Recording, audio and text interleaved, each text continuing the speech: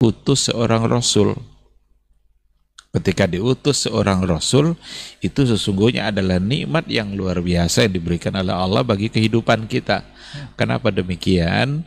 Karena rasul itulah yang memberitahukan kepada kita bagaimana cara menghambakan diri kita kepada Allah dengan benar. Tanpa ada rasul yang diutus, mungkin kita akan bingung. Kita akan terombang-ambing bagaimana cara kita menghambakan diri kita kepada Allah Subhanahu wa taala. Oleh karena itu, siapa yang ingin benar dalam menghambakan dirinya kepada Allah, maka satu-satunya cara adalah mengembalikannya atau melihat kepada apa yang telah diajarkan oleh Rasulullah Sallallahu Alaihi Wasallam. Itu komentar untuk judul yang tadi itu terkait dengan pertanyaan tadi ya, ada iman, ada ihsan, ada Islam, ada ihsan. Itu tiga istilah itu kan diambil dari sebuah hadis yang dikenal istilahnya dengan hadis Jibril. Hadis Jibril, ketika Jibril datang menjelma seperti seorang pemuda lalu menanya Rasulullah Sallallahu Alaihi Wasallam berbagai pertanyaan. Tiga di antara pertanyaannya adalah, ya Muhammad ma huwal iman, ya Muhammad ma huwal Islam, dan ya Muhammad ma huwal ihsan. Dari situlah diambil tiga istilah itu, yang ternyata ketiga istilah itu adalah cakupan untuk seluruh keislaman kita. Iman itu kan ada iman, Islam, ihsan gitu ya. Iman itu cenderung untuk persoalan keyakinan yang ada di hati. Iman abstrak, mempercayai sesuatu yang memang tidak kasat mata. Ada Allah yang harus kita percaya kepadanya, kita tak pernah melihat Allah. Ada malaikat yang kita harus percaya, kita tidak pernah melihat malaikat. Ada hari akhir yang kita juga harus percaya, nanti akan datang, dan ini semua adalah bagian dari keimanan kita. Jadi ketika ditanya Rasul itu mahwal iman, dijawab oleh Nabi rukun iman yang tadi itu. Beriman kepada Allah, Rasul, malaikat, sampai yang 6 itu kan, wa biqadri khairihi wa syarri, beriman dan qada dan qadar, baik yang baik maupun yang buruk. Adapun Islam itu lebih kepada hal-hal yang sifatnya zahir, amal-amal zahir kita. Jadi kalau iman itu amal batin kita, kalau Islam itu lebih kepada amal zahir. Ketika ditanya pula Rasul oleh malaikat itu mahwal Islam, dijawablah oleh Rasulullah Sallallahu Alaihi Wasallam dengan kelima rukun Islam itu. Ada syahadatain, ada sholat, puasa, zakat, kemudian juga haji. Ya. Jadi iman dan Islam. Lalu ketika Rasul ditanya tentang ihsan, ihsan ini sesungguhnya adalah tingkat kesempurnaan seseorang dalam beragama ketika ia mampu menggabungkan antara iman dengan Islam itu secara sempurna.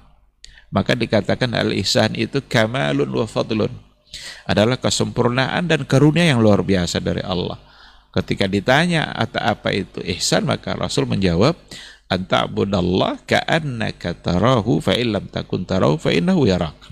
Kamu beribadah seolah-olah kamu melihat Allah secara langsung, wa illam takun tarahu, tapi seandainya kamu tidak mampu melihatnya, maka yakinlah bahwa Allah melihat kamu.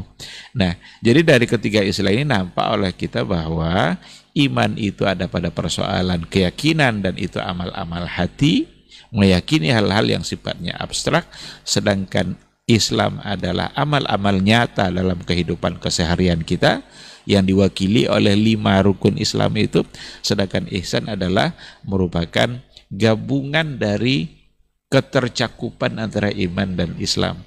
Orang yang benar-benar ihsan itu adalah orang yang beribadahnya seolah-olah dia beribadah dalam keadaan melihat Allah Subhanahu wa taala. Bayangkan itu kalau seandainya kita beribadah ditatap oleh Allah Subhanahu wa taala. Kalau ada karyawan di hadapan pimpinan perusahaannya, dia tidak akan main-main itu. Kalau pimpinannya pergi, mungkin dia baca-baca koran, main-main handphone, ngopi-ngopi. Tapi pas datang pimpinannya, itu berubah semuanya itu. karena sedang ditatap oleh pimpinannya. Nah, jadi ihsan itu tingkat pelaksanaan agama yang tertinggi, karena memang kita mampu menggabungkan bagaimana kita meyakini Allah dalam keadaan, semua keadaan kita, dan kita merasa senantiasa diawasi oleh Allah Subhanahu wa Ta'ala. Oleh karena itu, orang-orang yang memiliki ihsan itu adalah mereka-mereka yang melaksanakan Islam itu secara benar dan berkualitas, karena dia meyakini bahwa dia senantiasa diintai dan diintip oleh Allah. Orang-orang yang ihsan itu adalah orang-orang yang benar-benar berupaya maksimal dalam meninggalkan dosa dan kemaksiatan, karena dia sadar bahwa dia sedang diintip dan ditatap oleh Allah Subhanahu wa Ta'ala. Namun ada hal yang perlu dipahami di sini. Ada kaidah dalam memahami istilah oleh para ulama, iza jatama'a iftaraqa, iza iftaraqa ijtama'a. Kayak iman dan Islam itu masuk pada kaidah itu. Kalau disebutkan keduanya secara bersamaan, berarti dia berbeda. Umpamanya disebut iman dan Islam secara bersamaan, berarti dia berbeda. Iza ijtama'a iftaraqa. Tapi iza iftaraqa ijtama'a. Kalau disebutkan hanya satu di antara yang dua itu, berarti mencakup makna untuk keduanya. Kalau disebut Islam saja, berarti di situ ada makna iman. Kalau disebut iman saja, maka di situ ada makna Islam. Jadi iza iftaraqa ijtama'a. Coba ketika Allah mengatakan wala tamutunna illa wa antum muslimun, kenapa tidak Allah bilang wa antum mu'minun? Ya kan? Maka ketika dikatakan muslimun, di situ tercakup keduanya makna iman dan Islam. Ada lagi ayat innamal mu'minuna ikhwa. Kenapa tidak innamal muslimuna? Maka kata mukmin di situ mencakup ke dalamnya pada pribadi seorang yang beriman, dan di dalam pribadinya ada iman dan ada Islam. Nah, itu pakai kaidah yang tadi itu. Nah, tapi kalau disebut keduanya secara bersamaan, berarti dia punya makna yang berbeda. Itulah makna yang tadi itu. Iman itu fokus pada kepercayaan kita, pada keyakinan kita, pada amal-amal hati, sedangkan sedangkan Islam itu lebih kepada amal-amal zahir, salat, zakat, bagaimana kita ruku, bagaimana kita sujud, bagaimana kita melaksanakan haji, khudhu anni manasikakum.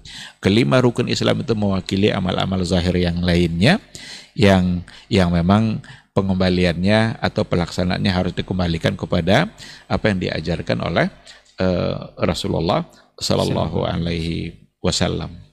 Menarik Ustaz, dari 3 poin hadis Jibril ini yang sudah dijelaskan tadi, apakah ini bisa dikatakan bentuk atau step dari seorang ini penghambaan dirinya kepada Allah? Apakah penghambaan diri paling rendah itu boleh dikatakan Islam saja, atau level kedua boleh dikatakan sudah beriman, atau level ketiga boleh dikatakan sudah ihsan, atau seperti apa Ustaz?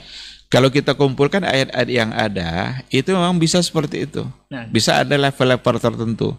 Karena ketika orang Arabi itu mengaku dirinya beriman, waqalatil a'rabu amanna. Orang-orang Arab itu berkata, orang-orang Badui yang baru Islam itu mereka berkata amanna. Turun ayat kan, qul lam tu'minu.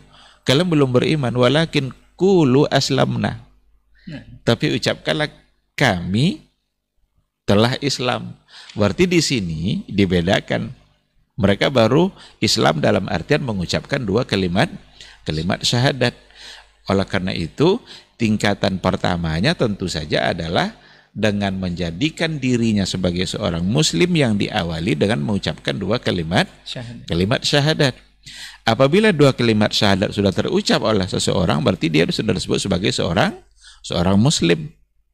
Tetapi kan ada konsekuensi dari ucapan syahadatain. Ucapan syahadatain itu kan bukan sekedar ucapan. Ketika ada orang yang sudah mengucapkan 2 kalimat syahadat, ada konsekuensi dari ucapan itu. Apa konsekuensinya? Dia harus menyempurnakan ucapan itu dengan tingkatan-tingkatan berikutnya. Dia harus meyakini semua persoalan iman yang diajarkan oleh agama. Yakin kepada Allah, yakin kepada hari akhir, yakin kepada kepada qada dan qadar, dan semua rukun-rukun iman yang lainnya. Kalau itu sudah terkumpul, Dan bukti bahwa mereka beriman dan berislam secara benar itu nanti akan ada pada ihsannya itu. Anta'budallaha ka'annaka tarahu. Ada ibadah yang dia lakukan dan seolah-olah dia sedang melihat Allah Subhanahu wa ta'ala. Kalau tidak bisa berarti dia harus yakin bahwa dia dilihat oleh Allah Subhanahu wa ta'ala. Jadi boleh dikatakan ihsan atau muhsin ini adalah level tertingginya Ustaz ya? Iya. Boleh dikatakan seperti itu. Boleh dikatakan seperti itu.